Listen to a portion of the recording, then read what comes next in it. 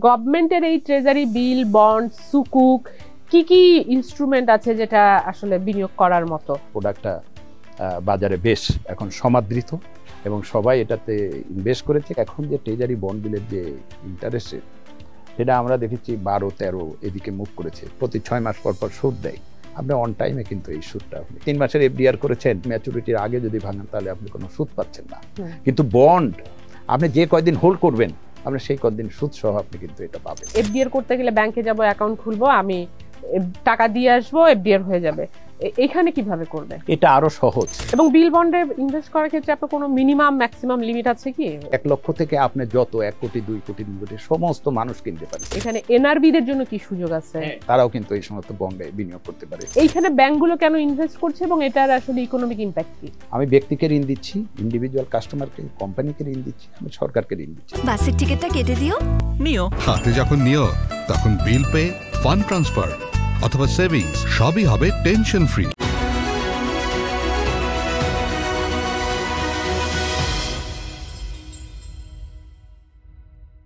দর্শক, আপনাদের স্বাগত ফিনটক উইথ জেবুন্নেসা আলোর শোতে। আজকে আমরা কথা বলবো ট্রেজারি বিল অ্যান্ড বন্ডে কিভাবে বিনিয়োগ করবেন। আমরা শুধু দেখি যে আমরা সবাই বেশিরভাগ যে সব বিনিয়োগ টুলস এর কথা জানি, যে ডিপোজিট রাখি ব্যাংকে, এফডিআর করি, বা সঞ্চয়পত্রে টাকা রাখি, বা স্টক মার্কেটে টাকা ইনভেস্ট করি। কিন্তু ট্রেজারি বিল অ্যান্ড বন্ড সেটি কিন্তু একটা খুব ভালো একটি ইনভেস্টমেন্ট টুল, এবং এখানে কিভাবে ইনভেস্ট করা যায়, সরকার কিভাবে ট্রেজারি বিল বন্ডের মাধ্যমে টাকা সংগ্রহ করে এবং সেটা কিভাবে ইকোনমিতে ফ্লো করে, এই বিষয়গুলো আজকে আমরা জানবো। যেহেতু ট্রেজারি বিল অ্যান্ড বন্ডের রেট গত 1 বছর আমরা দেখেছি 12% প্লাস ছিল, যখন ডিপোজিট রেট সিঙ্গেল ডিজিটে ছিল।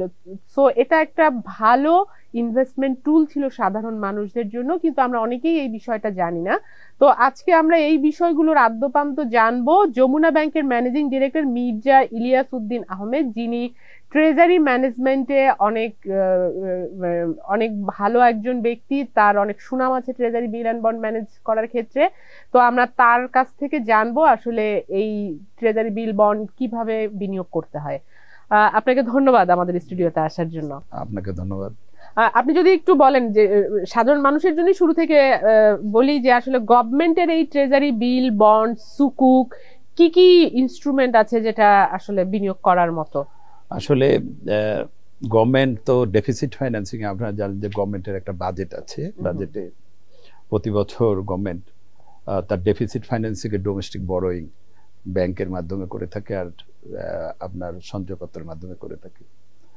তো সরকার যে ট্রেজারি বন্ড বা বিলের মাধ্যমে যে টাকাটা ডোমেস্টিক সোর্সের থেকে যেটা ডেফিসিট ফাইন্যান্সিং এ ডেভেলপমেন্ট বাজেটে যেটা করে টাকাটা আর কি ব্যয় করে, সেটা কিন্তু জনগণের কাছ থেকে এই বন্ড বিল বিক্রি করে এই টাকাটা, যেমন সঞ্চয়পত্র বিক্রি করে আর হচ্ছে এই গভর্নমেন্ট বন্ড বিল, এগুলো বিক্রি ছেড়ে এগুলো প্রথমে ব্যাংকগুলোকে দেয় এবং ব্যাংকগুলো এগুলো আবার সাধারণ মানুষের কাছে বিক্রি করে। আমরা প্রাচীনভাবে দেখেছি যে সবসময় যে ব্যাংকগুলো তো সবসময় ডিপোজিট রাখতো মানুষ। তারা 3 মাস, 6 মাস, 1 বছরের ডিপোজিট বা দীর্ঘমেয়াদী অনেক স্কিম ডিপোজিট তারা রাখতো। এরপরে যখন এটা কিন্তু একটা নতুন প্রোডাক্ট, যেটা এর আগে ওইভাবে মানুষ পরিচিত হয় নাই, এবং এই প্রোডাক্টটা বাজারে বেশ এখন সমাদৃত এবং সবাই এটাতে ইনভেস্ট করেছে, কিন্তু পাবলিক অ্যাওয়ারনেস এখনো ওইভাবে ক্রিয়েট করে নাই যে আসলে এখানে কিভাবে বিনিয়োগ করা যায় এবং এটা কিভাবে কিনতে হয়। যেমন ধরেন, আপনি যখন একটা এফডিআর রাখবেন কোনো একটা ব্যাংকে, যখন আপনি এফডিআর রাখবেন, সেটা হচ্ছে যে সেই ব্যাংক আপনাকে 3 মাসের জন্য আপনি একটা এফডিআর রাখলেন। এফডিআর এর যদি ইন্টারেস্ট রেট যদি আপনার 8% হয়, তাহলে সেক্ষেত্রে হচ্ছে যদি আপনি ট্যাক্স পেয়ার না হন, তাহলে কিন্তু আপনাকে 15% ট্যাক্স, কিন্তু যে সুদ হবে, যে 8%-এর উপরে যে সুদটা হবে, আপনার 100 টাকা রাখলে 8%-এ যে 8 টাকা পাবেন, এই 8 টাকার উপরে কিন্তু আপনাকে 15% ট্যাক্স, আপনাকে যেহেতু আপনার ট্যাক্স নেই, আপনাকে ইন্টারেস্ট কর্তন করে রাখবে, অ্যাডভান্স ইনকাম ট্যাক্স হিসাবে আপনাকে দিতে হবে। যেহেতু আপনার ইনকাম ট্যাক্স নেই, আপনার 15%ই এই যে আয়, 8% আপনার যে সুদ বাবদ যে টাকাটা পেলেন, এখান থেকে আপনার 15% কিন্তু কেটে নেবে। আর যদি আপনি ট্যাক্স পেয়ার হন, সেক্ষেত্রে আপনাকে কিন্তু গভর্নমেন্ট কিন্তু আপনাকে যদি আপনি এফডিআর রাখেন সেক্ষেত্রে আপনি 10% আপনাকে কর্তন করা হবে। কিন্তু যদি ট্রেজারি বিলে বা বন্ডে যদি আপনি বিনিয়োগ করেন, একটা জিনিস সবাই বলে যে ট্রেজারি বন্ড বিল এটা তো 5 বছর 10 বছর 15 বছর যেগুলো বন্ড, আর শর্ট টার্ম যেগুলো বিল আছে আমাদের 91 দিন আছে, 6 মাস আছে, তারপরে 1 বছরের আছে। তো সেগুলো কিন্তু মেয়াদ কিন্তু কোনো ফ্যাক্টর না, আপনি যে কোনো সময় কিন্তু এটাকে আবার ইনক্যাশ করতে পারছেন। যেমন এফডিআরও আপনি ভাঙাইতে পারছেন, এই ট্রেজারি বন্ড বিল কিনলেও কিন্তু আপনি ভাঙাতে পারছেন। তাই আমরা দেখেছি যে লাস্টে যে এখন যে ট্রেজারি বন্ড বিলের যে ইন্টারেস্ট রেট, সেটা আমরা দেখেছি 12-13 এদিকে মুভ করেছে, 13% যদিও যায়নি, 12.75-80 বা এরকমের দিকে মুভ করেছে। তাহলে আপনি যদি ব্যাংকে 10% এফডিআর রাখেন, সেক্ষেত্রে আপনি দেখবেন যে 10% আপনি এফডিআর যদি নন ট্যাক্স পেয়ার হন, তাহলে সেক্ষেত্রে কিন্তু আপনাকে 15% কর্তন করছে। আর যদি আপনি ট্যাক্স পেয়ার হন এফডিআর এর ক্ষেত্রে, সেখানে 10%। কিন্তু যদি গভর্নমেন্ট বন্ডে বা বিলে যদি আপনি বিনিয়োগ করেন, সেক্ষেত্রে কিন্তু আপনার ইন্টারেস্ট রেটটাও হাই পড়বে। এই সময়ের কথা বলছি, সবসময় তো এই ইলটা থাকে না। এবং আপনি কিন্তু এটা কি করতে পারছেন যে আপনি এটার উপরে মাত্র 5% ট্যাক্স দিয়েই আপনি 5% ট্যাক্স দিয়ে আপনি রাখতে পারছেন। আপনি ব্যাংকিং ইন্ডাস্ট্রিতে আপনি যখন এফডিআর রাখেন, মানে ব্যাংকে যখন এফডিআর রাখেন, সেটা আপনি 3 মাসের জন্য রাখছেন। হয়তো আপনি রেখেছেন 10%, হঠাৎ করে ইন্টারেস্ট কমে গেল, আপনার ম্যাচুরিটি হচ্ছে আবার 8% রাখছেন, আবার 7% হয়ে গেল, 7% রাখছেন, এভাবে কিন্তু আপনি রাখছেন। কিন্তু যদি আপনার গভর্নমেন্ট বন্ডে যদি আপনি বিনিয়োগ করেন, ধরেন 20 বছরের একটা বন্ডে আপনি বিনিয়োগ করেছেন, 20 বছর আপনাকে এটাকে ধরে রাখতে হবে তা না। 20 বছরের এই বন্ডে যখন আপনি বিনিয়োগ করেছেন, তখন কিন্তু আপনি এটা কিন্তু 20 বছর ধরে একই রেট থাকবে। সেই ধরেন আপনি 12.75 কোনো বন্ড আপনি কোনো ব্যাংক থেকে আপনি কিনেছেন, আপনি কিন্তু এই 12.75 কিন্তু কন্টিনিউ 20 বছর ধরে একটা ফিক্সড ইনকাম ডেরিভেটিভ বলা হয় এটাকে, ইনস্ট্রুমেন্ট, এটা গভর্নমেন্ট ডেট ইনস্ট্রুমেন্ট, অর্থাৎ গভর্নমেন্ট এই বন্ড দিয়ে ঋণ গ্রহণ করে, ঋণের মাধ্যমে সেই যে ডেভেলপমেন্ট ইনফ্রাস্ট্রাকচার, যে আপনার ডেভেলপমেন্ট বাজেটের যে সমস্ত ডোমেস্টিক বরোইং আছে, এটা দেশে এটা মিটিগেট করে। যে তাহলে আপনি এই বন্ডটা যখন আপনি কিন্তু 20 বছর ধরে কিন্তু আপনি এই 12.75 পাচ্ছেন, আর ট্যাক্স আপনাকে কর্তন করছে অ্যাডভান্স ট্যাক্স অনলি 5%। তা আপনি দেখেন এফডিআর এর চেয়ে, FDR guaranteed by a bank, একটা ব্যাংক আর এটা গ্যারান্টি দিচ্ছে, আর এটা কিন্তু গভর্নমেন্ট গ্যারান্টিড একটা ইনস্ট্রুমেন্ট।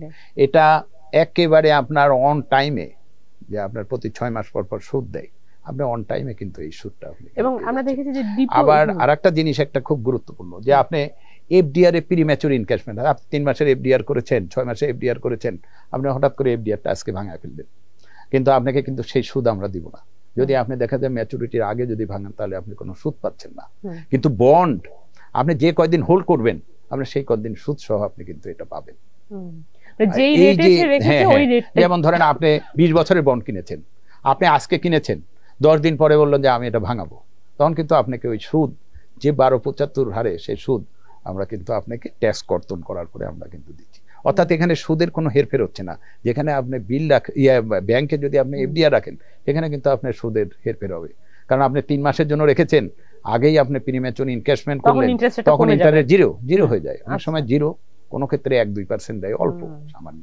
তা আপনার এইটা হচ্ছে সেফ ইনভেস্টমেন্ট, একটা গভর্নমেন্ট গ্যারান্টি ইনস্ট্রুমেন্টে আপনি এটা বিনিয়োগ। আরেকটা জিনিস থাকে, যেমন ধরেন কোন একটা ব্যাংকের মাধ্যমে, এখন যেমন মানুষের মধ্যে একটা কনফিউশন আছে, কোন ব্যাংকে টাকা রাখবো, কোন ব্যাংক টাকা দিতে পারবে না। ইসলামী ব্যাংকের মতো সবচাইতে ভালো ব্যাংক এখন টাকা দিতে পারে নাই আমাদের ডিপোজিটারদের। সেই ক্ষেত্রে যখন সে ট্রেজারি বিল বন্ডের মাধ্যমে, ধরেন আমরা যেই ব্যাংকটা এখন মরা ব্যাংক, পদ্মা ব্যাংক বা ইউনিয়ন ব্যাংক, এরকম ব্যাংকের মাধ্যমে আমি ট্রেজারি বিল বন্ড কিনলাম, তো ওই ব্যাংক নাই, কিন্তু আমি টাকা পাবেন। রাইট, এটাই বলছে যে গভর্নমেন্ট গ্যারান্টিড ইনস্ট্রুমেন্ট। এই ব্যাংকগুলো যেটা করে, ব্যাংকগুলো এই সমস্ত যারা এই সমস্ত বন্ডগুলো তারা বাংলাদেশ ব্যাংকের মাধ্যমে সরকারি ঋণের যে আপনার বন্ড, এগুলো বাংলাদেশ ব্যাংক থেকে কালেক্ট করে এটা পাবলিকের, অর্থাৎ এটা কিন্তু সরাসরি বাংলাদেশ ব্যাংক এটা সুদ দিচ্ছে এবং এটাকে ইনক্যাশমেন্ট ভ্যালু দিবে সরাসরি বাংলাদেশ ব্যাংক টু দা যিনি কিনেছেন, যিনি ইনভেস্টর। এখানে কিন্তু ব্যাংক থাকুক না থাকুক এটার সাথে কোনো ম্যাটার করে না। তাহলে এই ইনস্ট্রুমেন্টটা দেখেন কত শক্তিশালী ইনস্ট্রুমেন্ট। আজকে অনেক ব্যাংকে আমরা দেখেছি যে যারা এফডিআর বা বিভিন্ন জিনিস রাখছে, এটা একটা সেখানে তারা অনেক সময় অনেক সমস্যা করছে। কিন্তু এই গভর্নমেন্ট গ্যারান্টির যে সমস্ত ইনস্ট্রুমেন্ট, বন্ড বিল, এটা সরকার নিজে দিবেন, এটা ব্যাংকের অস্তিত্ব থাকবে না। সরকার তো দিবে। সরকার কখনো ডিফল্ট, সরকার ডিফল্ট হলে আমরা জনগণ ডিফল্ট হব। সরকারের ঋণ মানে জনগণের ঋণ, সরকারের নিজস্ব ঋণ মানে জনগণের ঋণ। সরকার এই ঋণগুলো কিভাবে সে পেমেন্ট করে? আমরা ইনফ্রাস্ট্রাকচার করেছি, ইনফ্রাস্ট্রাকচারে আপনার ইলেকট্রিসিটি, আপনার যে সমস্ত ট্যাক্স এগুলো আপনাকে বর্ধিত করে এগুলো। আমরা যদি একটু যাই যে কেউ একজন এখানে বিনিয়োগ করতে চায়, সে কোন প্রসেসে, মানে একজন যে জানে না এটা সম্পর্কে, সে প্রথমে যেমন আমি এফডিআর করতে গেলে ব্যাংকে যাব, অ্যাকাউন্ট খুলবো, আমি টাকা দিয়ে আসবো, এফডিআর হয়ে যাবে, এখানে কিভাবে করবে? এটা আরো সহজ। আপনি ব্যাংকে যেটা করেন যে ব্যাংকে আপনি একটা অ্যাকাউন্ট খুলেন, এখানে কিন্তু আপনাকে একটা দুইটা অ্যাকাউন্ট করতে হবে। একটা ব্যাংকের সেভিংস অ্যাকাউন্ট করবে, কারণ আপনি বন্ডের যে সুদ পাবেন সেই সুদগুলো আপনার সেভিংস অ্যাকাউন্টে দেওয়া হয়, সেটা আপনি পাবেন ডাইরেক্ট। অথবা যদি কেউ মনে করে যে না আমি সেভিংস অ্যাকাউন্ট করবো না, আমার এই সুদ যেটা হবে গভর্নমেন্ট অ্যাকাউন্টের যে সুদটা আমি পাবো সেটা আমি ডাইরেক্ট পে অর্ডারের মাধ্যমে নিতে, সেটাও তারা নিতে পারে। তো যেহেতু একটা সেভিংস অ্যাকাউন্ট তাকে খুলতে হবে, একবারই খুলতে হবে। আর একটা বেনিফিশিয়ারি সঙ্গে নাকি বাংলাদেশ ব্যাংক? না, আমার ব্যাংকের সাথে খুলতে হবে। এই জন্য খুলতে হবে কারণ বাংলাদেশ ব্যাংক এই সুদটা যখন দিবে এটা কিন্তু আমাকে দিবে এবং আমি আপনাদের ওই প্রত্যেকটা অ্যাকাউন্টে এটাকে ডিসবার্স করব। সে যত পার্সেন্ট সুদে আমরা সেই সুদটাকে ক্যালকুলেট করে আমরা এগুলো সেভিংস অ্যাকাউন্টে জমা করে দেবো। এখানে আরেকটা কোশ্চেন, যে যদি আপনার অ্যাকাউন্টটা খুললে আপনার জন্যই সুবিধা, কারণ আপনি অন টাইমে অন ম্যাচুরিটিতে 6 মাস হলেই সুদটা কিন্তু বাংলাদেশ ব্যাংক আমাদের অ্যাকাউন্টে দিয়ে দেয়, আমরা আবার এগুলো ডিস্ট্রিবিউট করে দিই যারা যারা আমাদের এই বন্ড। আর একটা বেনিফিশিয়ারি ওনার্স অ্যাকাউন্ট একটাই খুলতে হয়, যেখানে তার বন্ডগুলো বিও অ্যাকাউন্ট। আপনার যেমন শেয়ার কিনতে একটা বিও অ্যাকাউন্ট থাকে, এখানেও একটা কিন্তু সিকিউরিটি কেনার জন্য একটা বিও একবারই খুলতে হয়। যেমন ধরেন আপনি কিন্তু অনলাইনেও ট্রানজাকশন করতে পারেন, কিরকম আপনি ফোনে বলে দিলেন যে আমার অ্যাকাউন্টে এত বন্ড আপনি কিনে দেন, আমার সেভিংস অ্যাকাউন্টে এত টাকা আছে, আপনি এত কোটি টাকার বন্ড কিনে দেন। আমরা কিন্তু ওখানে তাহলে ট্রান্সফার করে তার অ্যাকাউন্টে আমরা বন্ড দিয়ে দিচ্ছি, তাকে জানাই দিচ্ছি, কনফার্মেশন দিয়ে দিচ্ছি, থ্রু আপনার মোবাইলে এটা সে পেয়ে যাবে। অর্থাৎ এটা আরো সোজা একটা সিস্টেম। এবং বিল বন্ডে ইনভেস্ট করার ক্ষেত্রে আপনার কোনো মিনিমাম ম্যাক্সিমাম লিমিট আছে কি? আপনার কোন মানে 1 লক্ষ এন্ড ডিনোমিনেশন, অর্থাৎ 1 লক্ষ থেকে আপনি যত 1 কোটি 2 কোটি 3 কোটি সমস্ত মানুষ কিনতে পারে, যারই টাকা আছে, বৈধ অর্থ আছে, তারা এই গভর্নমেন্ট বন্ডে। আর এখানে কারা বিনিয়োগ করতে পারে? এখানে এনআরবি দের জন্য কি সুযোগ আছে? হ্যাঁ, এখানে এনআরবি দের জন্য আমরা অনেক আমরা প্রোডাক্ট তৈরি করেছি এনআরবি দের জন্য, তারাও কিন্তু এই সমস্ত বন্ডে বিনিয়োগ করতে পারে। এবং আমরা সেক্ষেত্রে তারা বাংলাদেশি যারা বাংলাদেশি ন্যাশনাল রিসাইডিং অ্যাব্রড, আমরা তাদের জন্য কিছু স্কিম বা প্রকল্প হাতে নিয়েছি, যে যদি আপনারা তারাও আমাদের বন্ড কিনতে পারে, তারা এখানে একজন নমিনি থাকবে, সেই নমিনিকে আমরা তাকে সুদ দিয়ে দেবে, সে যদি নমিনেট করে যায়, অথবা সে যদি বলে আমার সেভিংস অ্যাকাউন্টে আমি এই বন্ডগুলো একবারে কিনলাম, সেখানে অনলাইনে আমাদের কাছে সব পেপার ডকুমেন্ট এগুলো দিল, পেপার ডকুমেন্ট পাওয়ার পরে আমরা তার একটা বিও অ্যাকাউন্ট খুলে দিলাম, বিও অ্যাকাউন্ট খোলার পর তার একটা সেভিংস খুললাম, এবং আমরা যখন সে কত টাকার বন্ড কিনবে সেটা যদি সে ডলারে আমাদের কাছে পাঠিয়ে দেয়, এবং আমরা তখন এটাকে কনভার্ট করে তার সাথে সবকিছু যোগাযোগের মাধ্যমে সে অনলাইনেও তারাও কিনতে পারে, নন রেসিডেন্ট কিনতে পারে। এবং সেটা নন রেসিডেন্টের জন্য আমরা অনেক আরো তাদের আরো সুযোগ সুবিধা আরো একটু বেশি দিয়েছি, সেখানে আমাদের সেভিংস এর সুদও আমরা তাদের জন্য বাড়িয়ে দিয়েছি। আমরা অনেকগুলো প্রোডাক্ট করেছি, অর্থাৎ বাইরে বাংলাদেশি ন্যাশনাল যারা বাইরে আছে তারাও কিন্তু কিনতে পারে। ডলারেও কি কিনতে পারে? না, ডলারে কিনতে পারে না। আমরা তো সবসময় মনে করি যে রেমিটেন্সটা আসুক আমাদের দেশে, তাহলে এই সমস্ত বন্ডগুলোতে তারা আমাদের হিউজ এইরকম অ্যাকাউন্ট আছে যেগুলো তারা বাইরে থেকে এই সমস্ত হাই ইল্ডের বন্ডগুলো তারা 20 বছর ধরে, যেগুলো 20 বছর 15 বছর 10 বছরের ইল্ডের বন্ড, এগুলো তারা কিনছে থ্রু রেমিটেন্স, আমাদেরকে ফরেন এক্সচেঞ্জ আমাদের কাছে আসছে, এবং এগুলো কনভার্ট করে তাদের সাথে যোগাযোগ করে আমরা এর সঙ্গে বিনিয়োগ করছি।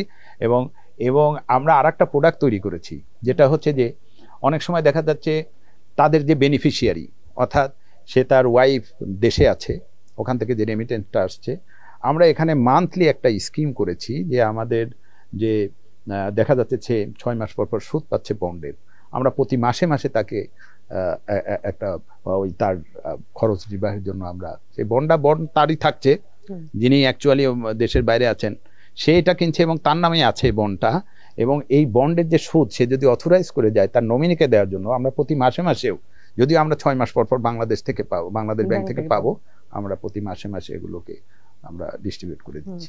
তবে সুকুক বন্ড আছে, যেটা ইসলামিক মাইন্ডেড যারা ইসলামিক ইনস্ট্রুমেন্টে রাখতে চায়, তাদের জন্য সুকুক কিভাবে আচ্ছা, সুকুক বন্ড আর এই যে গভর্নমেন্ট ট্রেজারি বন্ড, যে কনভেনশনাল যে বন্ড, এই দুটার মধ্যে একটু পার্থক্য আছে। সুকুক বন্ড কিন্তু এটা হচ্ছে যে আপনার নির্দিষ্ট প্রজেক্টের এগেনস্টে, যেমন ধরেন একটা নির্দিষ্ট পদ্মা প্রজেক্টে বা যে কোনো পদ্মা ব্রিজের কোনো প্রজেক্ট বা অন্য কোনো প্রজেক্ট, মানে যেটা গভর্নমেন্ট ইনফ্রাস্ট্রাকচার করতে চাচ্ছে সেইটার এগেনস্টে সুনির্দিষ্ট প্রজেক্ট ব্যতীত কিন্তু এই সমস্ত সুকুক ব্যান্ড হয় না। আর আমাদের যেটা জেনারেল আমরা যে সমস্ত বন্ডগুলো আমরা কিনি কনভেনশনাল, এখানে কোনো গভর্নমেন্টের এটা হচ্ছে ডেফিসিট ফাইন্যান্স ডেভেলপমেন্ট বাজেটের একটা পোর্শন আমরা এখানে ব্যাংকগুলো এখানে ফাইন্যান্স করছি।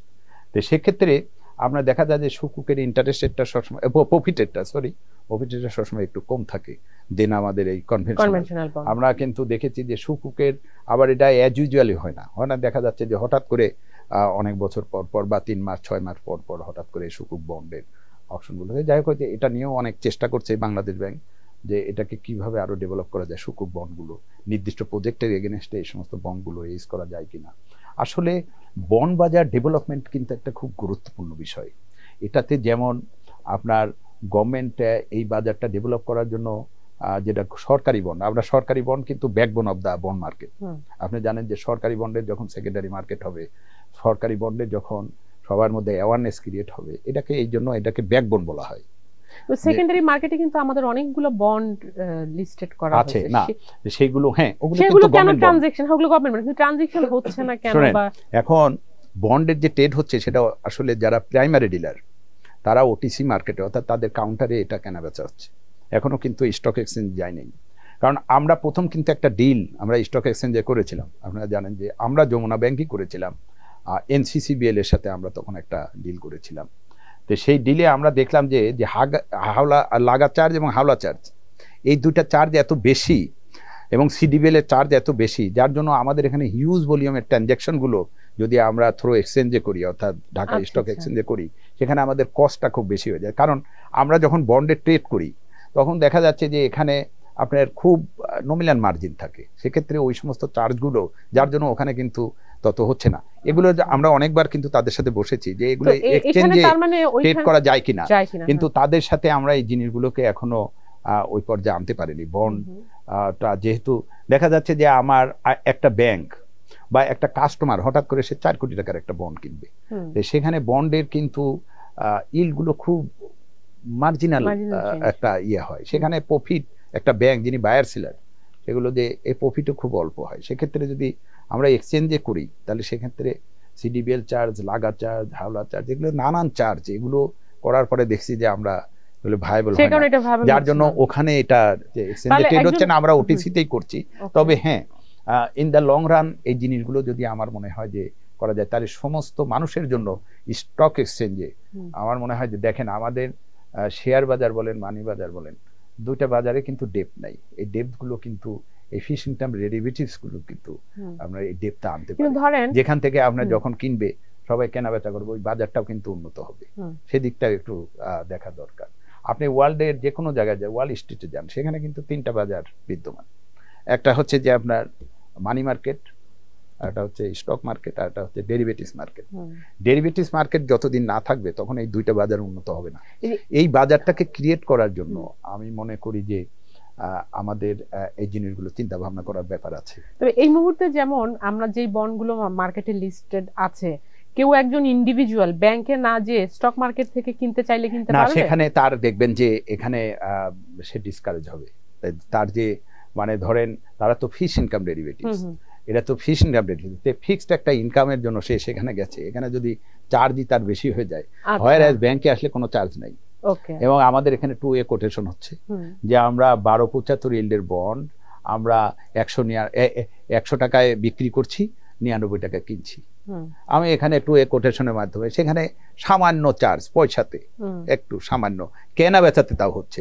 আর সে যদি 100 টাকায় কিনে তাহলে সে কিন্তু কন্টিনিউয়াসলি আপনার এটা 20 বছর ধরে একই সে পেয়ে, মানে ফিক্সড একটা ইনকাম তার জেনারেশন হবে। যে কোনো ব্যাংকে গেলেই কি কেউ একজন, হ্যাঁ, এখানে আমাদের একটা কথা যে এই যে আমরা গভর্নমেন্ট বন্ডের সেকেন্ডারি মার্কেটটা করতে পারি নাই কেন, আমরা বারবার ব্যর্থ হচ্ছি কিনা, এবং আমরা হয়ে যাচ্ছি বারবার ব্যর্থ হচ্ছি।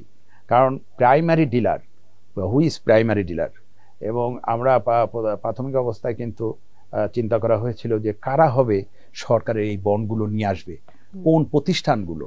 তখন দেখলো যে এমন কোনো প্রতিষ্ঠান তৈরি হয় নাই যে যারা এত বড় একটা ক্যাপিটাল বেস, যারা সরকারি এই সমস্ত বন্ডগুলো আন্ডাররাইটার হবে, সাবস্ক্রাইবার হবে এবং এই বন্ডগুলো বাংলাদেশ ব্যাংক থেকে এনে পাবলিকের কাছে কেনাবেচা করবে।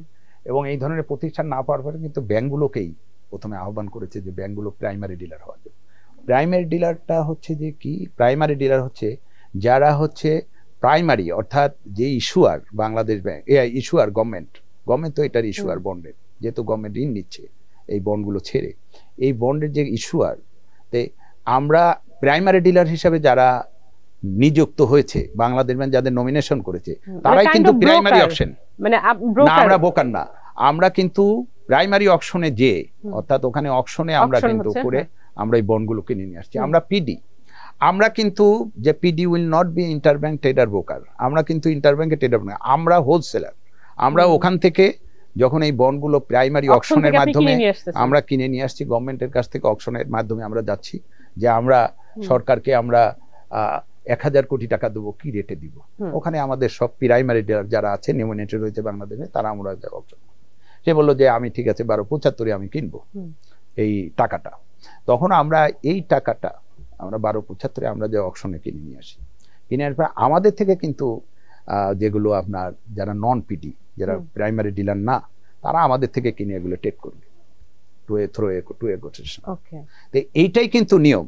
কিন্তু আমরা দেখেছি যে প্রাইমারি অকশনে শুধু পিডিরা যাচ্ছে না, নন পিডিরাও যাচ্ছে, যার জন্য ব্যাংকগুলোতে এখন দেখবেন যে যারা প্রাইমারি ডিলার না অথচ তারা অকশনে গিয়ে হিউজ গভর্নমেন্ট বন্ড বিল কিনে তাদের পোর্টফোলিওতে হাই ইল্ডের বন্ডগুলো রেখে দিয়েছে। এটা কেনা বেচা করে না, প্রাইমারি ডিলাররা তো এগুলো সেল করবে, তারা তো সেল করবে না, তারা তো কেনা বেচা, তারা নিজেরাই একটা পোর্টফোলিওতে বিশাল একটা ধরনের। আচ্ছা, এইখানে আসি যে এই যে নিজেরা ইনভেস্ট করছে আপনি বললেন, আমরা দেখেছি যে এই বছরে মানে এই 2024-এ বাংলাদেশের ইকোনমি খারাপ থাকলেও কিছু ব্যাংক যারা ভালো প্রফিট করেছে, যারাই প্রফিট করেছে তাদের প্রফিটের বড় অংশই এসেছে এই ট্রেজারি বিল বন্ডে ইনভেস্ট করার মাধ্যমে।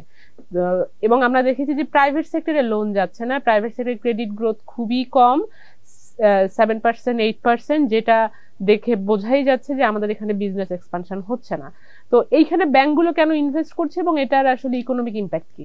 আমি দেখেন একটা জিনিস, ওই কথাটাই বারবার আসছে, যখন নমিনেটেড বা যে জিনিসের পিডি হবে তারা যায় কিন্তু প্রাইমারি অকশনে যাবে। এখানে কি হবে, আমরা যখন প্রাইমারি অকশনে যাব আমাদের তো এত হিউজ ভলিউমের টাকা নাই, আমরা তো পিডি কয়েকজন, এত তাহলে কিন্তু আমরা বাধ্য হব এটাকে বিক্রি করার জন্য সাধারণ মানুষের কাছে। হ্যাঁ, সাধারণ মানুষের কাছে, অথবা ব্যাংকগুলো আমাদের থেকে কিনবে, যারা পিডি না থ্রো আস আমাদের থ্রো দিয়ে কিনবে। এখন কি হচ্ছে, যেহেতু আমাদের তখন একটা কিন্তু নিডস তৈরি হতো যে আমরা এত বন্ড, সরকারের এত ঋণ, আমরা তো একটা ব্যাংক বা 10টা ব্যাংক তো আমরা এটা পারবো না, তাই না? সেক্ষেত্রে আমাদের কিন্তু চলে আসতো যে সেকেন্ডারি মার্কেট আমরা তৈরি করি, যার মাধ্যমে এই বন্ডগুলো আমরা অফলোড করতে পারি। তাহলে আমাদের মধ্যে এই যে মার্কেট মেকিং ক্যাপাসিটিটা আমাদের মধ্যে তৈরি হতো। এখন কি হচ্ছে, সবার জন্য পিডি উন্মুক্ত, ওয়ার্ল্ডের কোথাও নাই আপনার প্রাইমারি ডিলার ব্যতীত প্রাইমারি অকশনে নন পিডিরা যাবে, নন পিডি ব্যাংক যাবে, তারা যেতে পারবে না, তারা কিন্তু থ্রো, এটা সেন্ট্রাল ব্যাংক নমিনেট করে করেছে। আমাদের মার্কেটে যাদের পারফরমেন্স ভালো, আপনারা জানেন যে আমরা 2003 সালের পরে থেকে রেপো, রিভার্স রেপো, এই জিনিসগুলো আগে কিন্তু ট্রেজারি বন্ড বিল ডিসকাউন্ট হতো, যারা সরকারি এই সমস্ত বিলগুলো কিন্তু তখন ওইভাবে বন্ডগুলো আসে নাই, বিলগুলো যারা কিন্তু যখন টাকার লিকুইডিটি প্রয়োজন হতো তখন তারা এটাকে লিকুইডেট করতো মানে ডিসকাউন্ট করতো বাংলাদেশ ব্যাংকে তার টাকা। কিন্তু এখন কিন্তু কি হচ্ছে, যখন এখন রেপো আসছে, রিভার্স রেপো আসছে, আপনার এই যে standing liquidity facility, loan facility, standing deposit facility, এই যে জিনিসগুলো আসছে, এখন কিন্তু আর ডিসকাউন্ট হয় না।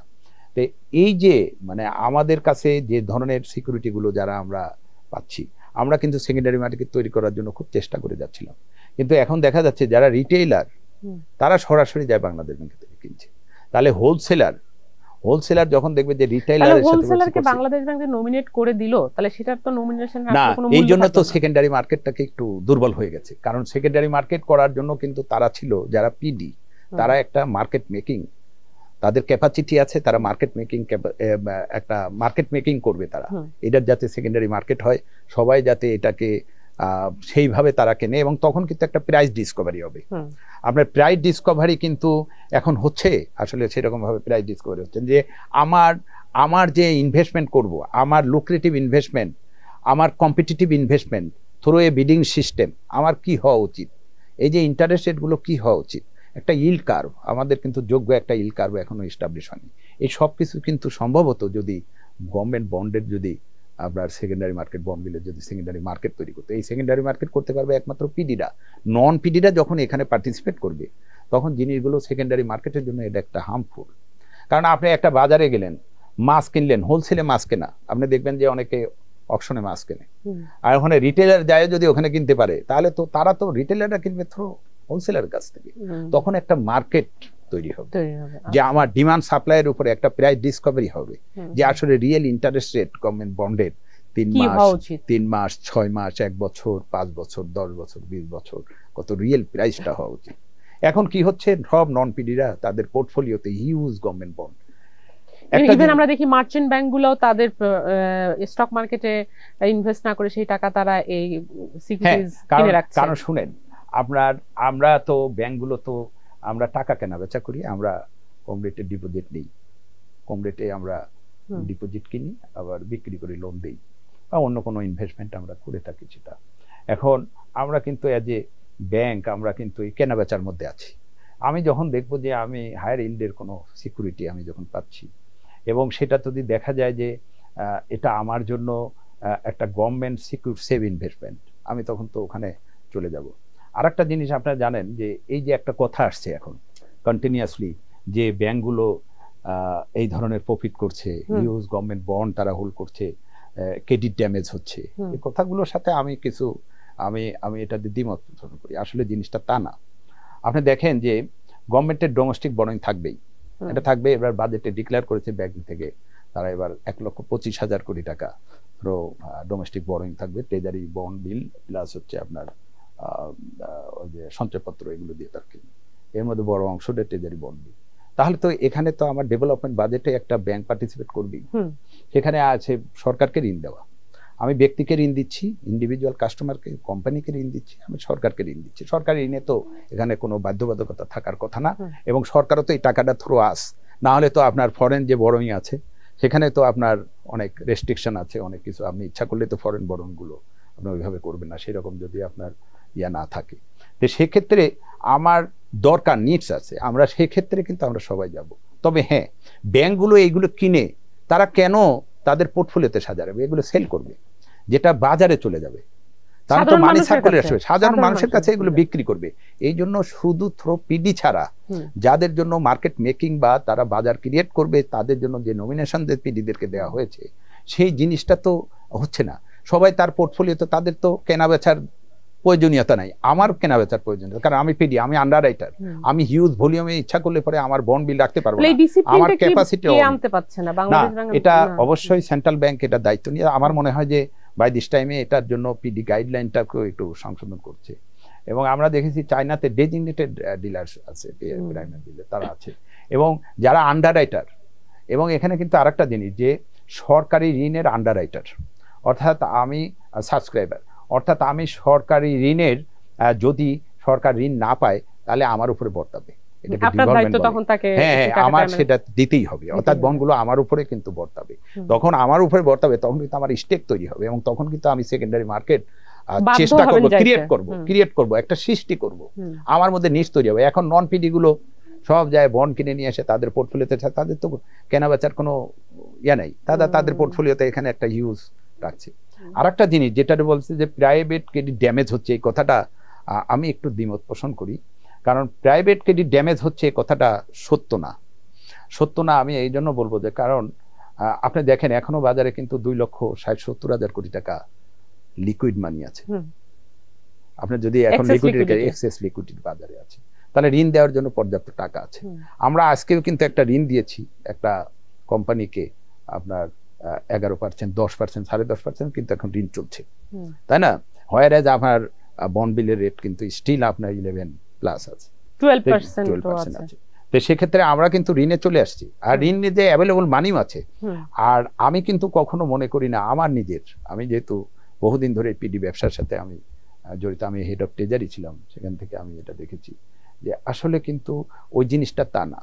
কারণ বাজারে আপনার গভর্নমেন্টের বড়োইং বেড়ে গেলে এবং গভর্নমেন্ট টাকা নিলে এবং টাকাগুলো যে আটকায় থাকে গভর্নমেন্টের কাছে তা না, এগুলো কিন্তু আপনি দেখবেন যে পাস হওয়ার সাথে সাথে বিভিন্ন ব্যাংকগুলোতে এই টাকাগুলো চলে যায়। অর্থাৎ এটা ক্রাউডিং আউট এফেক্ট হয়, এটা আমি ওটা মনে করি না।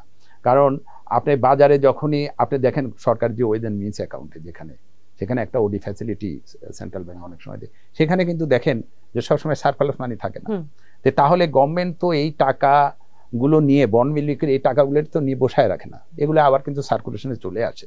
যার জন্য আপনার এটা আসলে ওইভাবে ক্রেডিট ড্যামেজ করে তা না। ক্রেডিট ড্যামেজ হচ্ছে কি জন্য আমি আপনাকে বলি, এখন ইকোনমিতে আপনি দেখবেন যে যারা বেশি লোন নিত সবগুলো কিন্তু স্ট্রেসে আছে এবং তারা দেখা যাচ্ছে লোনের রিপেমেন্টটা সেইভাবে করছে না, যার জন্য ক্রেডিটটাকে ডিসকারেজ হচ্ছে, সেখানে ব্যাংকগুলো ইচ্ছা করে সেখানে যাচ্ছে না।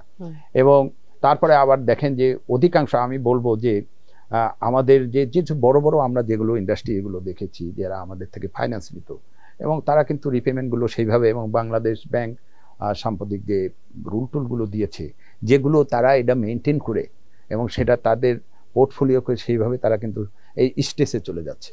3 মাস হলে পরেই একটা লোন খারাপ, এখন যেহেতু লোন ক্লাস, ফলে দেখা যাচ্ছে যে আমার যদি কোনো ঋণ আমার যদি দেখি যে সেই স্টেজে আছে কোনো কোম্পানি, আমরা কিন্তু ফার্দার ঋণে তার কাছে যাব না।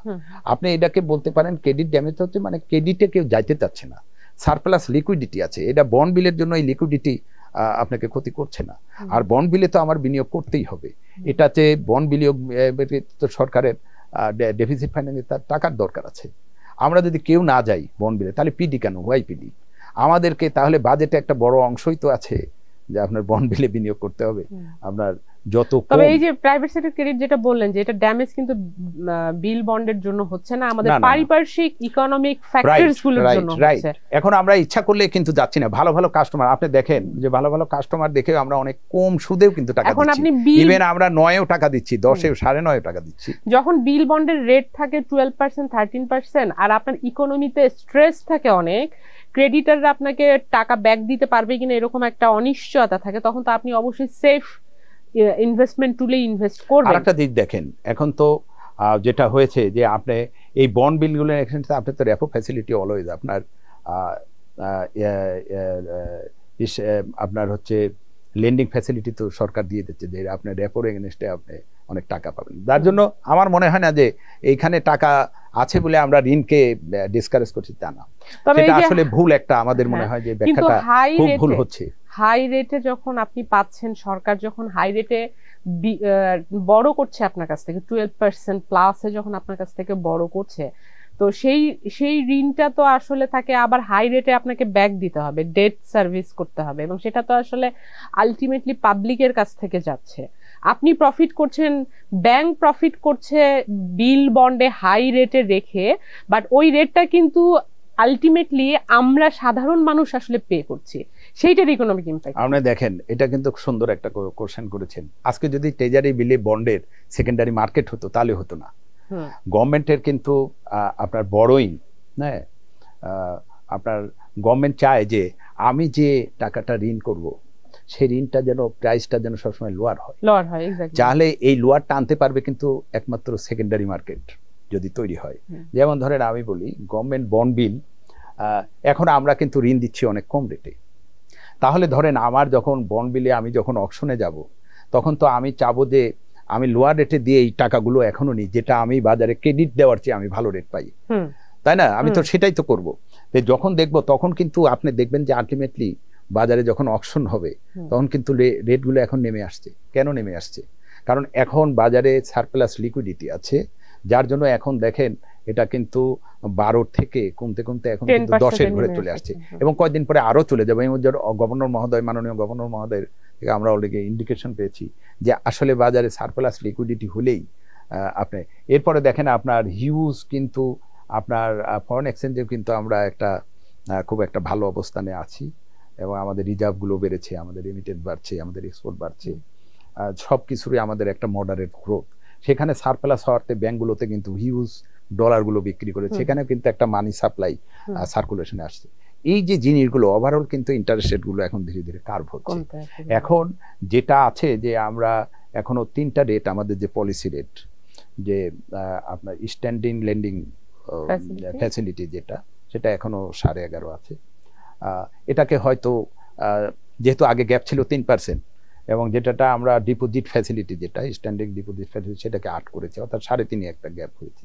এবং এটাকে আমার মনে হয় ধীরে ধীরে সংকোচন করে আনবে, এবং সেই ধরনেরই ইন্টেনশন আমাদের মাননীয় গভর্নর মহোদয়, উনি খুব দক্ষ হাতে সুচারুভাবে এই জিনিসগুলোকে উনি করছেন। তবে মনিটারি পলিসিতে গভর্নর একটা হিন্ট দিয়েছেন যে আগামী 6 মাসের মধ্যে আমরা লেন্ডিং রেটে বড় একটা চেঞ্জ দেখব, কারণ তাদের একটা ইন্টেনশন আছে যে এটা সিঙ্গেল ডিজিটে নামিয়ে আনা। সেটা আপনার কাছে কি মনে হয়?